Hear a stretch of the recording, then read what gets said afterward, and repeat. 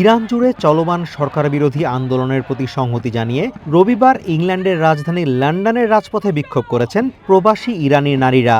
British প্রধানমন্ত্রীর বাসভবন 10 Downing স্ট্রিটের সামনে প্রায় 100 বিক্ষোভকারী সমবেত হয়ে ইরানি জনগণের দাবির প্রতি সমর্থন জানান। Association of Anglo Iranian women in ইউকের ডাকে এই বিক্ষোভ অনুষ্ঠিত হয়। সংগঠনটির প্রধান লেলা জাজাইরি দাবি করেন, এবারের বিক্ষোভ অনেক বেশি সুসংগঠিত এবং আগের চেয়ে বেশি কার্যকর। Iranian people have not stopped their protest. They came to the streets and it has even grown stronger.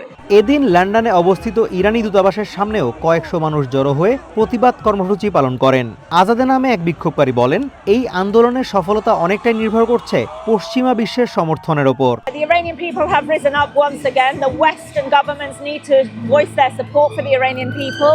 এদিকে ইরানি জনগণের প্রতি সমর্থন জানিয়ে ফ্রান্সের রাজধানী প্যারিসেও বিক্ষোভ অনুষ্ঠিত হয়েছে।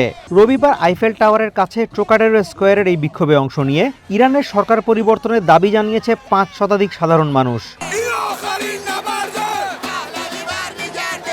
এ সময় অনেক বিক্ষোভকারীকে ইরানের সর্বোচ্চ ধর্মীয় নেতা আয়াতুল্লাহ আলী খামেনির ছবিতে অগ্নিসংযোগ করতে দেখা যায়।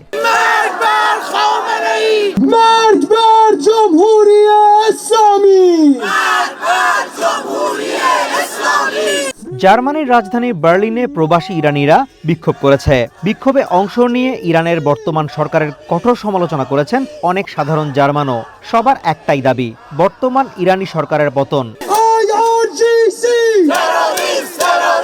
তবে আনুষ্ঠানিকভাবে ইউরোপ এখনও ইরানে চলমান সরকার বিরোধী আন্দোলনে সমর্থন না জানানোয় এই আন্দোলনের সফলতা নিয়ে সন্দিহান মোহসেন নামে এই বিক্ষোভকারী। তিনি মনে করেন, এখন আর শুধু নিন্দা জানিয়ে দায়িত্ব শেষ করার সময় নেই। ইউরোপকে স্পষ্টভাবে নিজেদের অবস্থান তুলে ধরতে হবে। We need a strong position in Europe. It's just like calling it's a shame, it's not enough.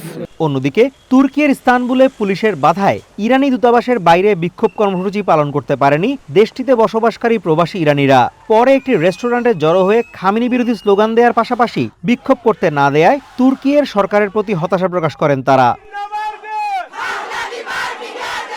Azimur Rashid Kanak, one international desk.